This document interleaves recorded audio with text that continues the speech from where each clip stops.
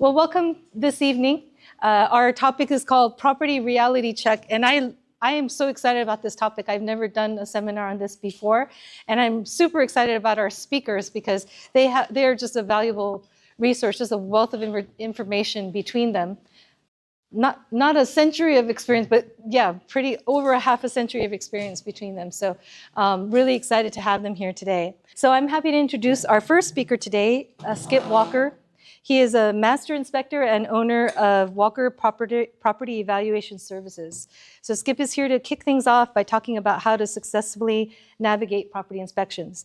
He's based in San Bruno, and Skip is a veteran inspector with over 20 years of experience, more than 5,000 property inspections across the Bay Area under his belt, and counting, probably.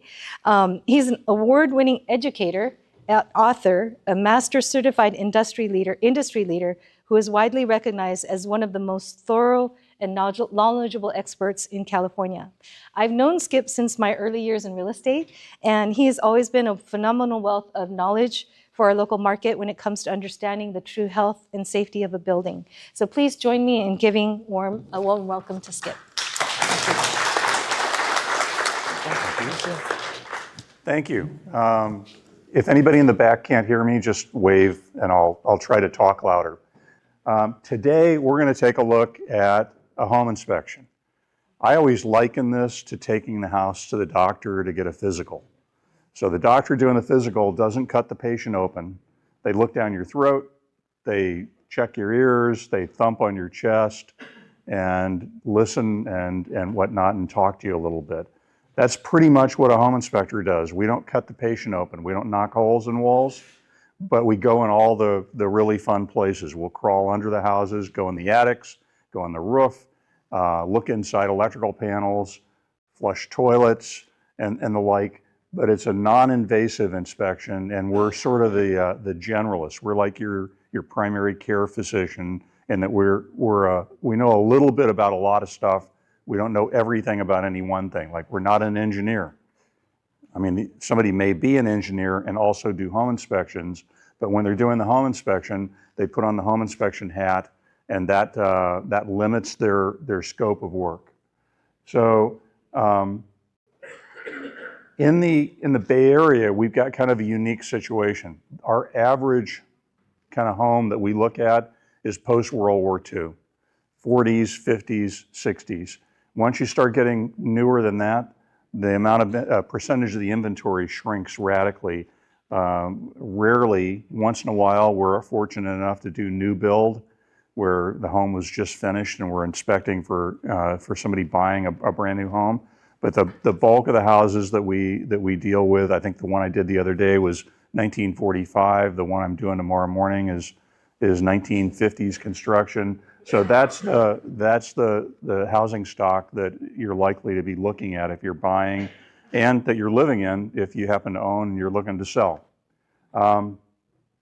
Preventive maintenance. I'm a big fan of fixing problems before they become big problems, and that's what preventive maintenance is about: keeping things painted, not letting things leak for long periods of time, but staying on top of it.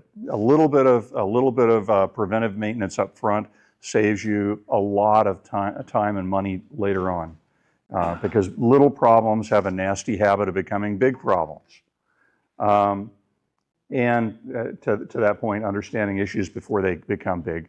The places that we see the biggest problems occurring, water. I always tell clients, water is the root of all evil when it comes to houses.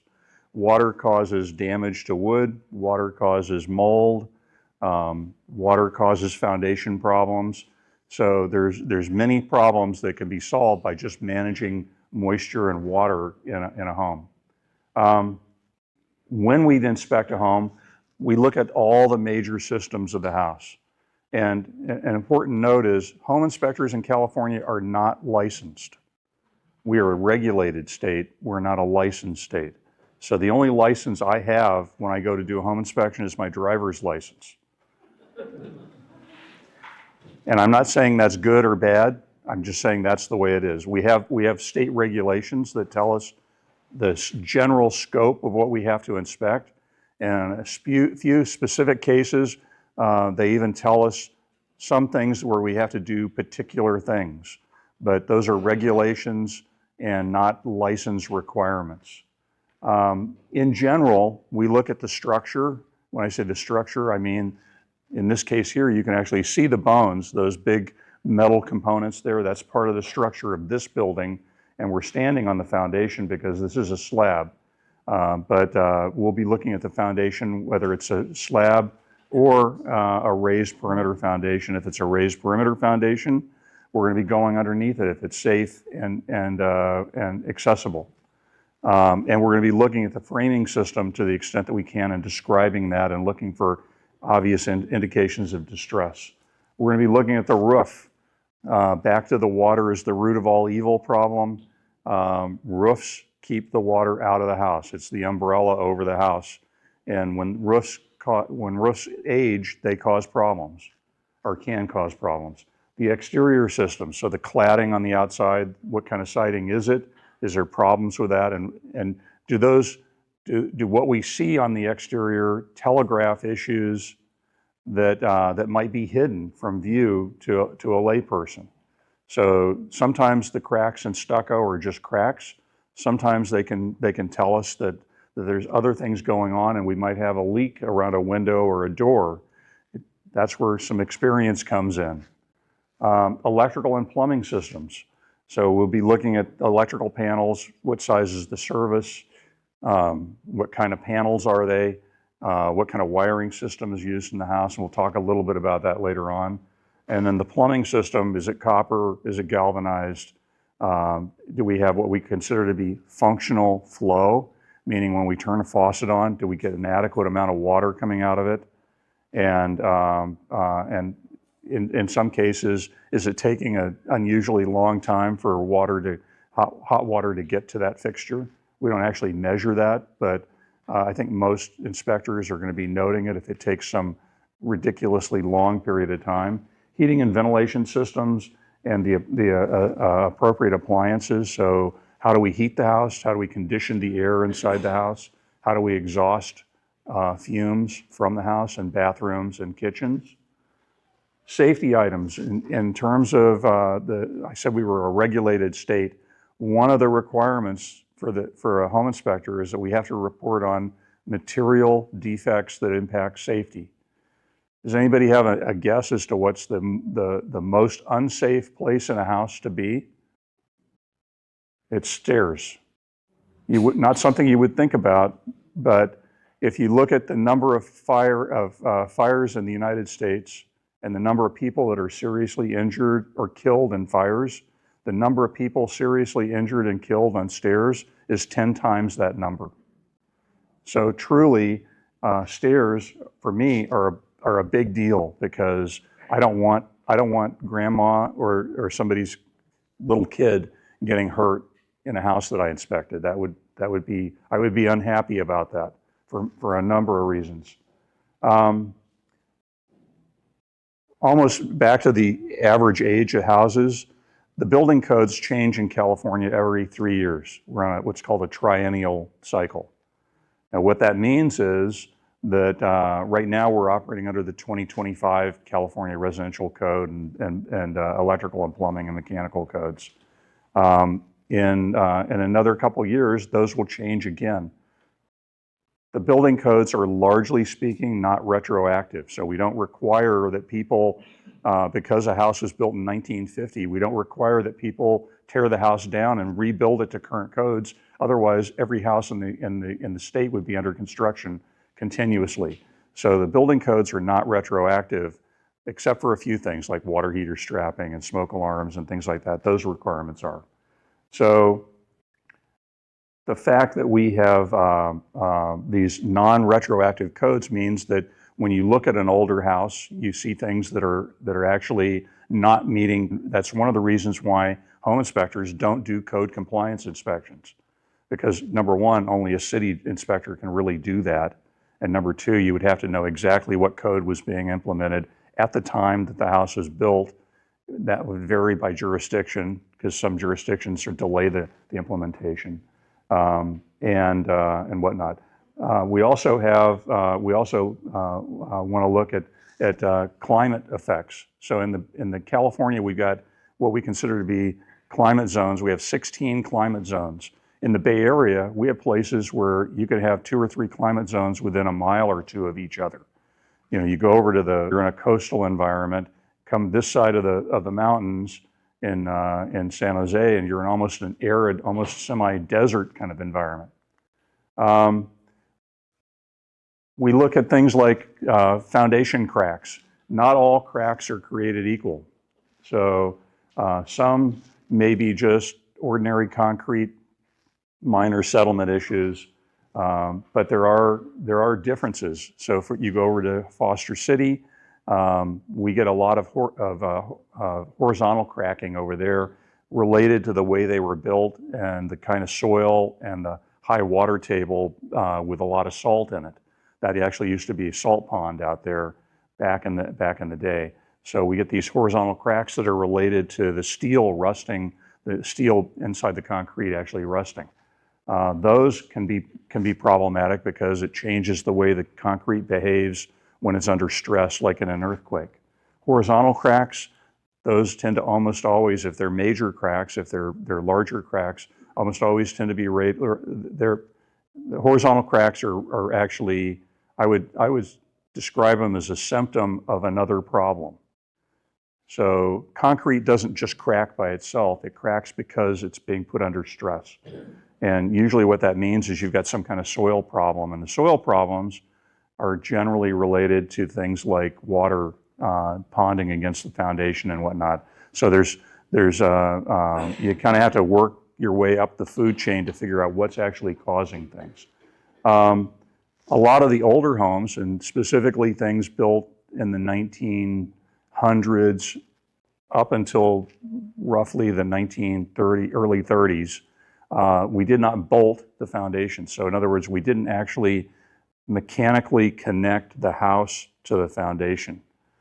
It was just wood sitting on top of the concrete. And again, that's it retroactively and not required that they be bolted because they were built when bolts weren't required. If you took that same house and it was unbolted and it was built in 2026, that would be wrong.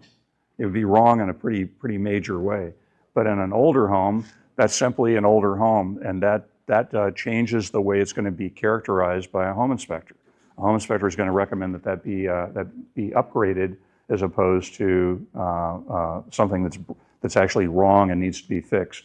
And then we have, in older homes and even newer homes, we have what are called cripple walls, which are basically, think of them as like little walls that go from the top of the foundation to the bottom of the first floor. And that, in older homes, those don't have any kind of reinforcing on them. They were just framed 2x lumber. And the problem with that is that they're fine until we have this little earth movement problem in California, in case you didn't get the memo on that. But when you get an earthquake, what happens is the earth is doing this, and these cripple walls start flipping back and forth. And if you looked at the one up in Napa, where I think when that house that was in the news, they put pictures all over the place. When that was in the news, instead of walking up 4 or 5 steps to get to the first floor from the street, you could actually happen in San Francisco in the Marina District with those homes where the garages were down below. Those behave the same basic way. I actually knew a guy that lived in the second story of one of those buildings that collapsed. And instead of having to take the stairs down to the street in the Marina District, he was able to walk out the window in his living room onto the street. He was from New York and he moved back almost immediately. Actually true story. So seismic, some of the maintenance and preventive things we can do is we can bolt old foundations. We can bolt the framing in them.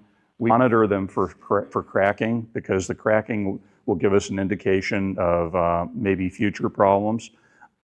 One of the things they always taught us going into this is All cracks start out as little cracks, so it bears keeping in mind that when you see them, that they're not immediately an area of concern, but they need to be watched. Manage the water around your house. And seismic retrofitting, even though it's not something that gets a lot of glamour, it is actually one of the most impactful things that you can do to the house because we live in such a high seismicity area. Electrical systems, we've got older knob and tube wiring, which is a type of wiring. Insurance companies have gotten kind of persnickety about that kind of wiring in some cases. And when I say insurance companies, I mean not all of them, but some. And the same thing with older electrical panels. My mom's house in San Bruno had a Federal Pacific panel, and we changed it out because Federal and Zinsco panels, and there's a few others. Not only do the insurance companies today not like some of those, but also they have known problems. So a good thing to do if you have one of those panels, my recommendation is always upgrade it. It's not that much money in the overall scheme of things, but it does make a big difference in terms of reliability. Both of these panels are just known problem children. Because we're moving more to electrical components for appliances like heating and cooling and water heating, older homes have limited electrical capacity. So I've done homes that had as little as 20 amps. And a modern home is going to have a 100 to 200 amp panel. Lack of modern safety devices, ground fault circuit interrupters or GFCIs. Think of the buttons that you see on outlets in bathrooms and kitchens that have the little red and black button and older ones.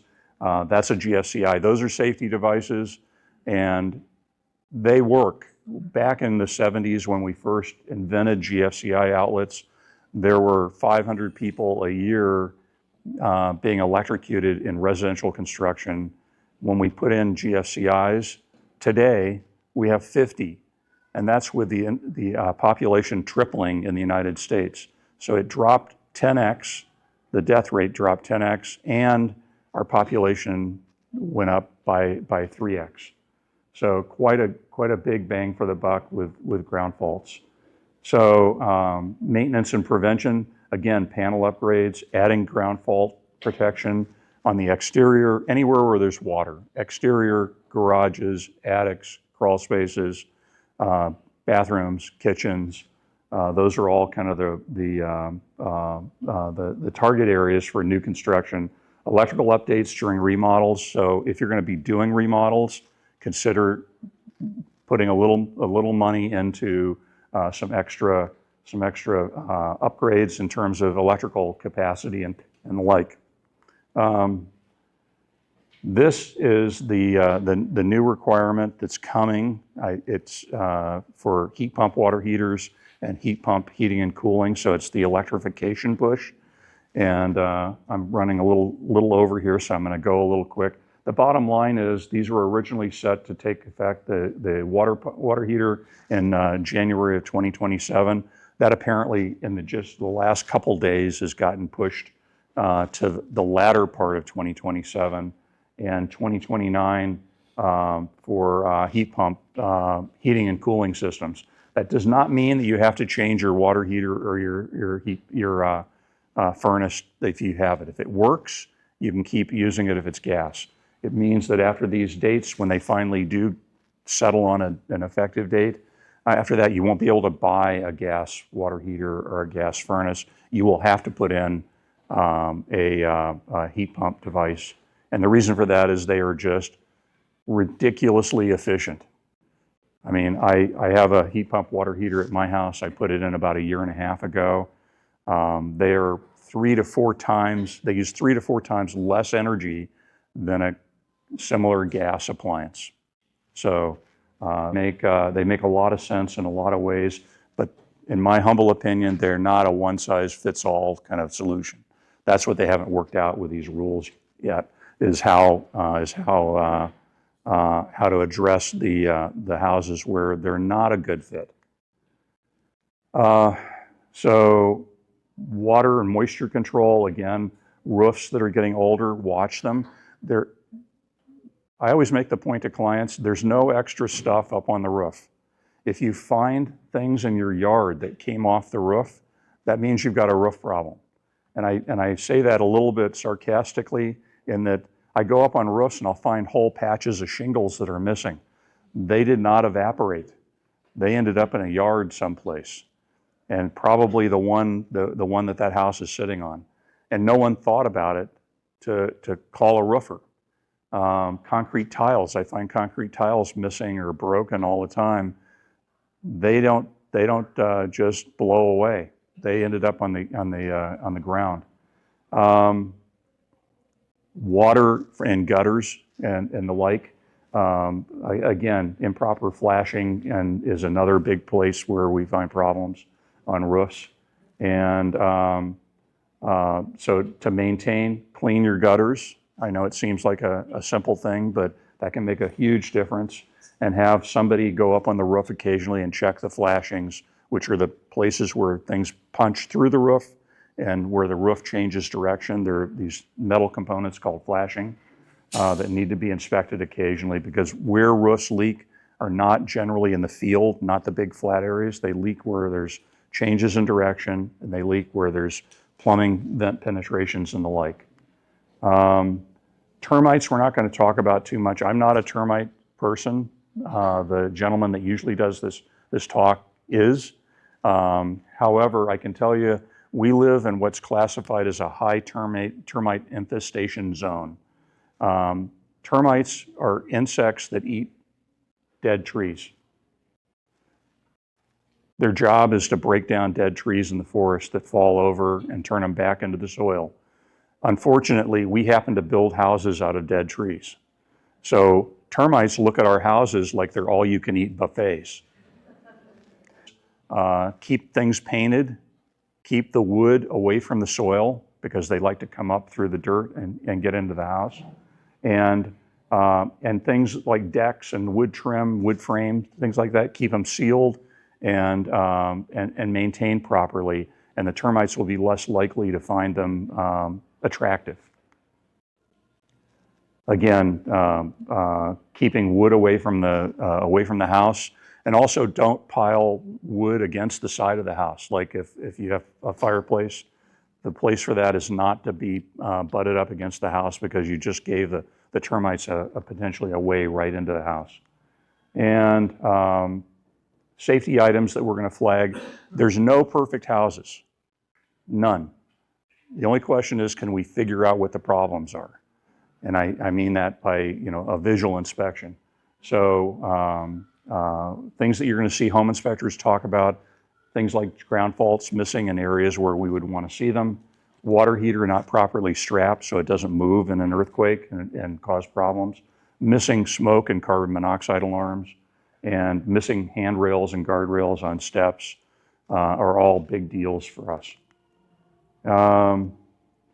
Things start slowly, and like I said, cracks in foundations, they start as little cracks and become big cracks over time. Sometimes it can take decades for these things to become a problem, but catching them early on gives you a chance to address them before they turn into a big ticket item. And my counsel would be simply pay attention to your house. And if you guys don't want to do it or can't do it because you don't have the expertise or whatnot, then hire somebody to come and take a look at it for you. Plumbing leaks, keep things painted, and like I said, all homes have inspection findings. There's no perfect homes. I've done, I think at this point, almost 5,500 inspections, and I can count on one hand the number of times I didn't find anything wrong with a house, and those were typically condos that were new construction. So don't be surprised if somebody like me comes in and finds problems with the house or issues with the house. It's not that we're there to try to tell you have ugly kids, because a lot of people take their home really personally. It's simply the fact that we're there to record what the house is and is not. So the question, if I can kind of paraphrase that, is she had 2 inspections done, and the inspectors came back with somewhat different findings from doing the same house, which I got to tell you, I would not consider that to be totally unusual. Their ability to match their findings, I think personally, is directly related to how much experience the inspector has. The more experience the inspector, and I'm not going to name names, but some of the big chains, you could have gotten somebody on their first week in the job, and everybody's got their first week in the job. So I'm not saying that's an automatic indictment, but simply the fact that somebody that didn't have the experience of looking at hundreds or potentially even thousands of houses would have their ability to locate problems would be different. So I typically, these guys know all the termite inspectors around probably better than I do, or as well as I do. I usually tell people, go with somebody that's locally owned and operated, and if you can, that the owner actually does inspections, not so much a big chain. And there are big chains that have good inspectors. Not here to diss them, but I think you're more likely to get a good inspection with an experienced inspector where they're at a smaller company where there's more personal connection to the business. Painting, it depends on the grade of the paint and how well it's prepped and whatnot beforehand. Newer homes, even if it's a brand new home, I usually recommend painting sooner rather than later, because the builders tend to use cheap paint when they paint houses. So the first couple of painting cycles are really important on new construction, or when you've re-sided, if you've done significant work like that. Other than that, I always recommend being the first person on the block to paint your house, like if they go in cycles, because you don't want to wait until the house looks like it needs to be painted to paint it. You want to paint it before it needs to be painted, preferably a year or so before, which is not really a great answer to your question, but it's the best one I can give you, because I don't have a hard number. I'd have to know what kind of paint you were using, what the grade of the paint, how well they prep the surfaces, and even then, the paint's going to behave differently over in Half Moon Bay than it is down in Silicon Valley. The electrical requirements for a heat pump water heater.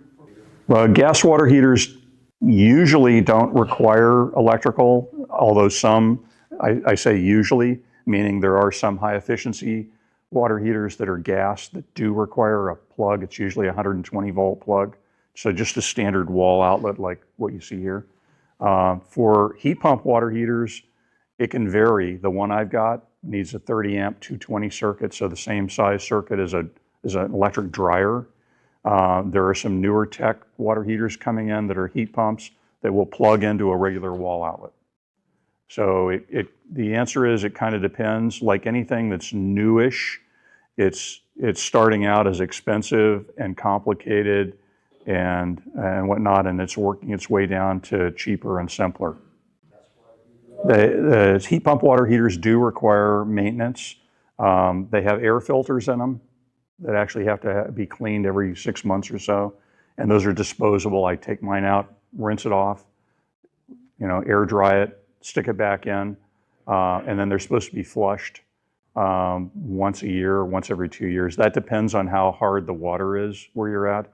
So the harder the water, the more often you should flush them. It's my pleasure to introduce our next speaker, Paul Nadler. He's the principal and owner of Paul R. Nadler Insurance Services. Paul is here to talk about navigating insurance in today's market. Again, an AI generated, but you can see, insurance as that cover. He's a third generation independent broker based in San Carlos, which is amazing. His grandfather started the business And he's carrying forward a remarkable Bay Area family legacy that dates back nearly a century. So today he runs the firm along with his son, Zach, who will be a fourth generation insurance and involved in that leadership of this in this industry. On a personal note, Paul has been an incredible, again, a valuable resource for me and my network. He's stepped up time and again to help guide my clients, whether they be new first-time buyers or buyers who are trying to get insurance and figure out if a house is insurable when they're going to buy, or homeowners who've been facing cancellation all of a sudden from your insurance company. So he's been a lifesaver there as well. So with over 40 years of hands-on expertise, he knows exactly how to navigate these challenges and advocate for his clients. So please join me in giving a warm welcome to Paul. Thank you. Thank you. I'm sorry I'm such a rookie at this. This is now my 50th year. So third generation, Grandpa started in 1927. So stuff, the California marketplace right now, I'd say the last 5 years has been the toughest in the industry for me as an independent agent and for you as a consumer. I would say right now, 80% of the carriers that you normally would go to buy new home insurance are still not taking new customers. It's that many are not. So if you do go shopping, you're gonna have to do more dialing until you find somebody that's open and writing business. Luckily, I do have multiple carriers that are writing. A lot of what my type of insurance and what Skip was saying, prevention is the best protection in your home. So insurance companies today look at your home of pride of ownership. So by following all the stuff that Skip was explaining is what the insurance company is looking for. They want a home that the paint job looks nice, that the sidewalk's in good repair, that there's not going to be a liability situation, the condition of the roof. I'm sure some of you have gotten letters from your carrier that said you have trees overhanging your roof. They're now using AI and satellites to zoom in on our homes and tell us your roof is ponding because it's flat. There's debris. We had a customer down in Fresno that their tenant had 50 cars in their backyard, 50. So when we notified the owner, he had so I said, here's the satellite picture the insurance company sent.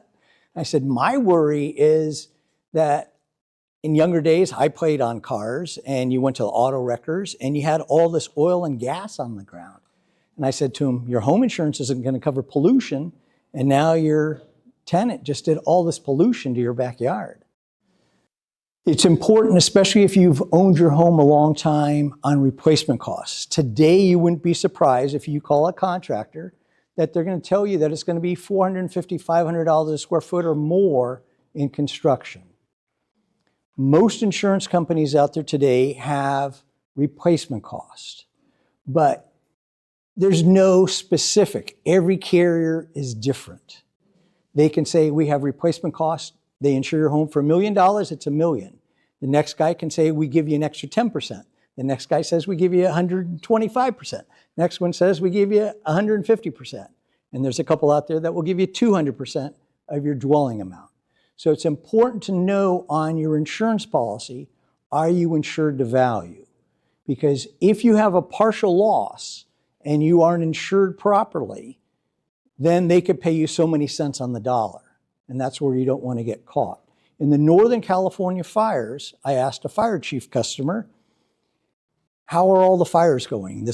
That happened 7, 8 years ago. And he said to me, Paul, unfortunately, in that part of this state, a lot of those people inherited their properties from their relatives. They had no mortgages. So they said, what do I need insurance for? Then the properties burned down. They have no coverage. They lost all that asset. So just because you don't have a mortgage doesn't mean you don't need fire insurance. That's your single biggest asset, most likely. So you want to make sure you're insured properly. You're better off to take a higher deductible than a lower dwelling amount, okay?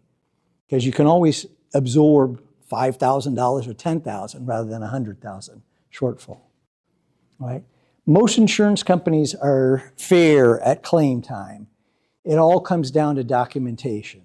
So if you do have a claim with any carrier and you have a problem, most likely the problem is the adjuster. You're not seeing eye-to-eye communication.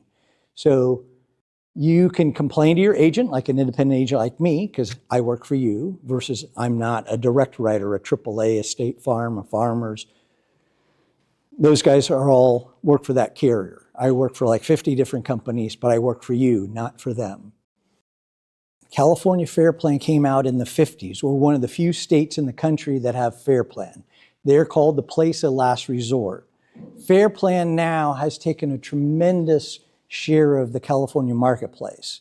I just read an article today, Orinda, California. Hopefully nobody lives in Orinda and has Fair Plan. They said Fair Plan's getting a 31% rate increase in the city of Orinda. So how Fair Plan works. Every insurance company that writes insurance in the state of California has to belong to Fair Plan. I'm going to pick on State Farm. State Farm historically has been the largest writer of home insurance in the state of California. They have roughly 10% of the marketplace, okay? We have 40 million people in California. Well, when the Southern California fires happened last January, was that 25 or 24? I forget. I think it was January 25. There was billions in damages. And so Fair Plan only had 700 million in reserves, 700 million. They have reinsurance. What's reinsurance? Insurance companies buy insurance. So if there's a catastrophe, they have money to pay claims. They had something like 2.3 billion in reinsurance. So they had about 3 billion. Well, the insurance industry felt they didn't have enough money, and we can't allow Fair Plan to go under. So they went to every carrier in the state and said, whatever percentage you write in the state, you now have to pay that percentage of $1 billion. So State Farm had to pay $100 billion. $100 million of that $1 billion. So it varied from carrier to carrier. Mercury is one of my larger companies that's writing in California. They had to pay something like $50 million. So it's how to make the California marketplace strong financially, but because Fair Plan paid out so much money, Fair Plan's rates are jumping. So our insurance commissioner is elected by us, the population. The commissioner is up for election. I don't have any recommendations, I'm sorry. I haven't studied the politicians. But you really have to read who that man or woman is and that do they have our interest. The gentleman, Mr. Lara, who's there now last 2 terms, he wanted to become governor. Well, he killed his political career because he sat on his hands so long and he hasn't really done anything to benefit us, the population, until recently. So too little, too late. How can you save money on home insurance? How can you save money on car insurance? Bundling. No matter who your carrier is, most carriers offer bundling. If they do both your home and your auto, you're going to save roughly 15% on each policy. So that can be significant. Depending on the carrier, if you also have rental properties, if you have a personal umbrella, if you have a fine arts floater, different carriers. Travelers is one of the companies I represent. Travelers gives discounts the more policies that they write for you. Okay. Give you Paul's opinion on earthquake insurance, 50 years worth. Okay, so I've been around for a couple of earthquakes. I was at Candlestick Park in the upper deck in '89 when it happened. My son, who is now my partner at 40 years old, was 3 years old 37 years ago. So how many claims did we have? We insure about 5,000 homes in the Bay Area. We had a house in Berkeley that was built in the 20s and the chimney fell off the house. Back in those days, 5% deductible. Today, the standard deductible is 15%. Why do you think it's 15%? Because the odds are against it. They're going to pay out. And if your home's insured for $1 million and you have a 15% deductible, that's $150,000 before they pay a dime. So I'll jump to what Skip was talking about, retrofitting. I recommend that if you go on the yellow pages, go on Google and earthquake retrofit, there's got to be 50 contractors in the Bay Area that do earthquake retrofitting. So you can retrofit your house for $2,000 to $4,000, typically what I've seen. And why spend $4,000 or $5,000 a year for earthquake? In California, again, roughly 10% of the population in the state buys earthquake insurance. Paul, how many of your customers? Roughly 10%, same as the average in the state. So I educate them. You want to buy it? Fine, I'll sell it to you, but I don't recommend it. There are companies, believe it or not, you can buy earthquake buyback coverage to get a lower deductible from a third-party company to pick up that gap, as well as there are, besides the California Earthquake Authority, there are separate earthquake insurance companies.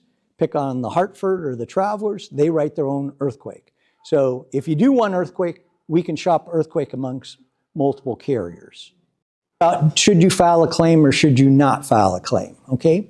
So in the old days, 5 years ago, insurance companies, if you had 3 losses in 5 years in home insurance, as an example, they would say bye-bye. Well, since about 5 years ago, insurance companies got the Department of Insurance to approve penalties. So most carriers now, if you file a homeowner's claim, they're going to charge you a 20% penalty for the next 3 years. So I try to sit down with the customer and say, okay, how much is this claim that we know is going to be, and how much is the penalty going to add up over 3 years? Is it worth filing that claim? Okay. If it's a rental property, it's a write-off expense. So as far as you paying the damage or you filing a claim. So it's more common in commercial insurance. If you own apartment buildings, that carriers want to see loss runs. The better the loss, typically for 5 years. What are loss runs? It's claims history. So every carrier will report, give to their consumer, here's your prior history. The number one claim in America is water. So as Skip was talking about water. So it's important that we can do whatever we can to prevent water damage. So if it's been a long time since you've had the valve replaced behind your toilet, that's a common claim I've had on a second story where that water valve blows. The people are gone for hours or days, and then it floods the downstairs, and you have a $100,000 loss. So prevention is the best protection. I don't know about programs, but insurance companies over the last couple of years let you add sewer lateral coverage. So you want to find out on your homeowner's carrier, do you have sewer coverage, and can you add it? Because I've seen sewers that have cost a few $1,000s to $25,000. So I think that's a wise addition. It might be under $20 a year, so it's not an expensive endorsement. It could be an old sewer. It could be the tree roots got to it. The first house I owned was in 1982 in Belmont, in Sterling Downs. And who would know they had sewer lines that were called Orangeburg? Well, it was World War II, and they didn't have all the metal, so they wrapped tar paper, layers and layers and layers and layers. We're going to go into a little bit of real estate perspective, and thank you for lining us up for that sewer lateral. So we're going to have Lee's going to come and speak on that briefly in terms of when you're getting ready to sell. And I know not everybody here is going to be selling their home in the next 2 years or 1 year, but you might be. But even if you're not, I think it's really good to be able to be aware of what does happen when you're getting ready to sell so that you can be prepared ahead of time. And maybe when you get ready to sell, you'll be in a lot better shape than others. So that's always good to have. So Lee is a great friend and mentor. I've known him since I started real estate. He's been my role model and mentor in many ways. So well, thank you. So thank you. So,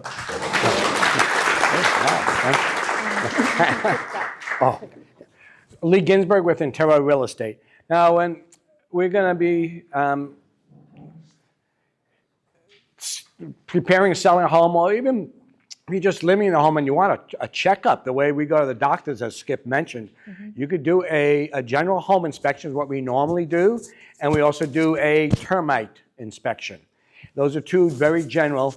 This area, in the Bay Area, we do this before we list the home for sale. Many other areas do not do that. I don't understand why they don't. One, it gives you the opportunity to make some repairs before the home goes on the market, so you're selling a better quality home. I generally recommend if you see something that has a sort of a high perception of repair, which is not really that expensive to repair, to take care of that. The other thing, it helps you in pricing the home. Now you know your condition of the home, what the buyer is going to be seeing.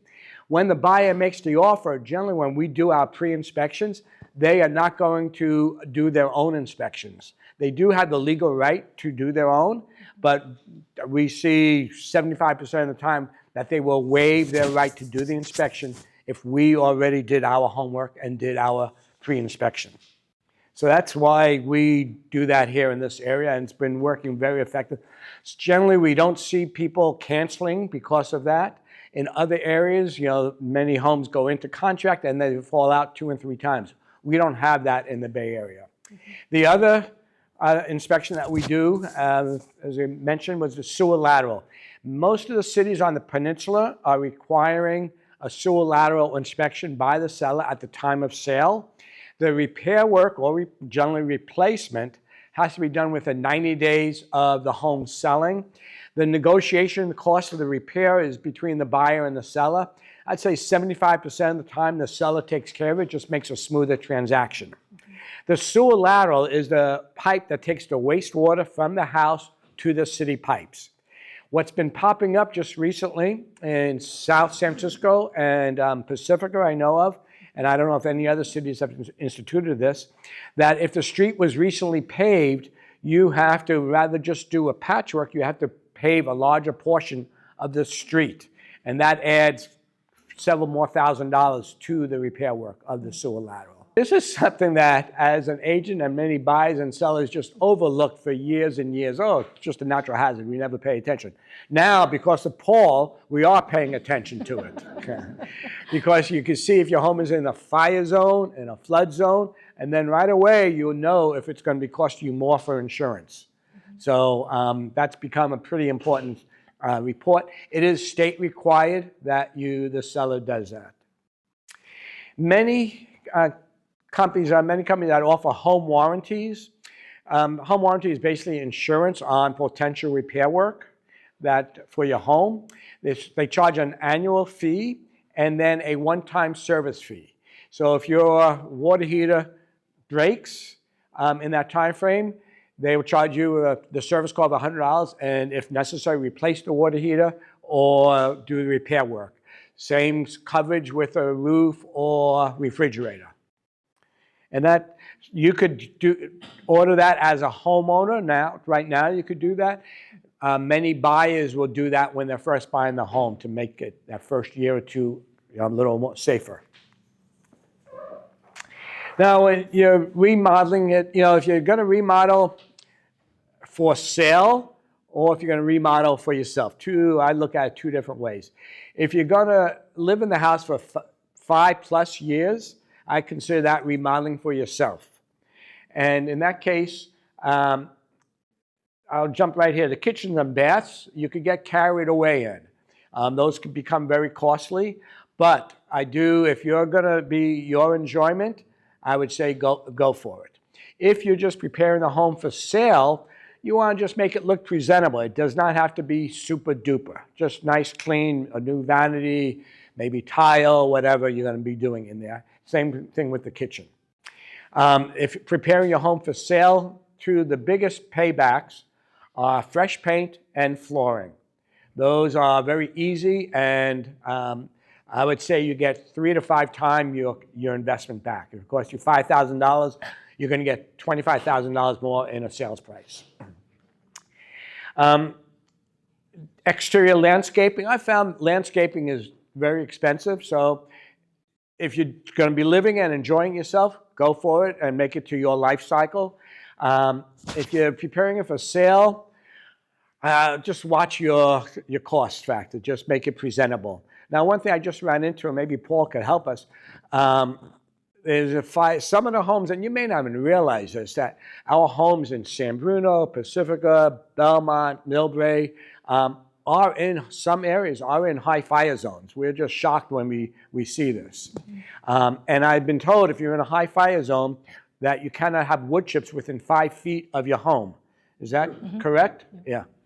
Wood-shaped roofs are killers today. Yes. Nobody other than Fairplane will insure a wood-shaped roof.